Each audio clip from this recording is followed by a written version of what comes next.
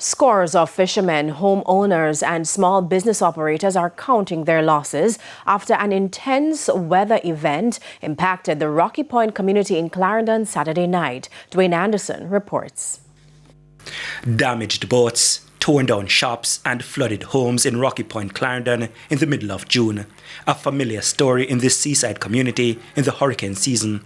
But this displacement and destruction was not the work of any hurricane.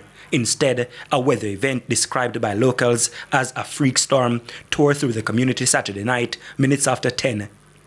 Strong winds and waves over 6 feet tall lashed the community. When I come down here, I see whole heap of boat mash up and something, my engine mash up.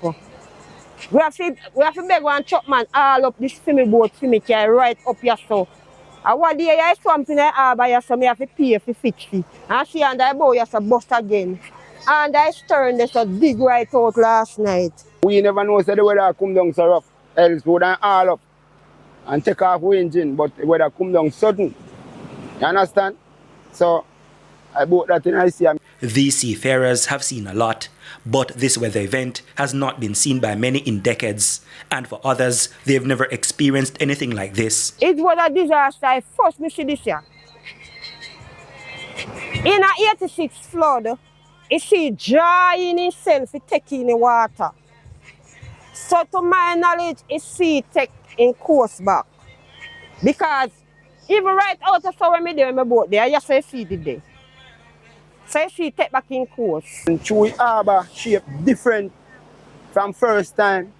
Yes, it kind of mad, you know, brother. I see some sea right now when I turn up it a cover me last night. Yes, so we never see it. See a cover me tall so. Yeah, right here so. So I know say Harbour kind of I move different now. In a nature, I don't know how I want to make. But now for the hurricane gone, the sea does get bad like this.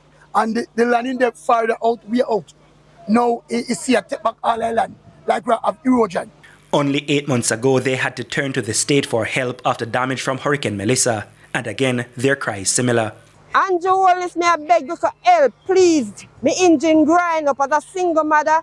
Me can't afford $750,000 now to buy back one engine. Please, me I beg you for help.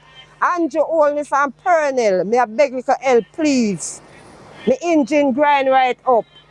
All the bonnet lick off our engine. Me have to oil it this morning. That's if any parts in it, we can take out. One trench right there, so.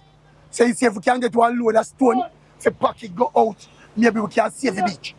But some are already trying to salvage what they can. Many were seen shoveling buckets of sand from what remained of their boats and also trying to rebuild their boat shops. But with 4 months to go before the end of the hurricane season, many shiver at the thought of what else could be in store for this seaside town. Dwayne Anderson, TVJ News.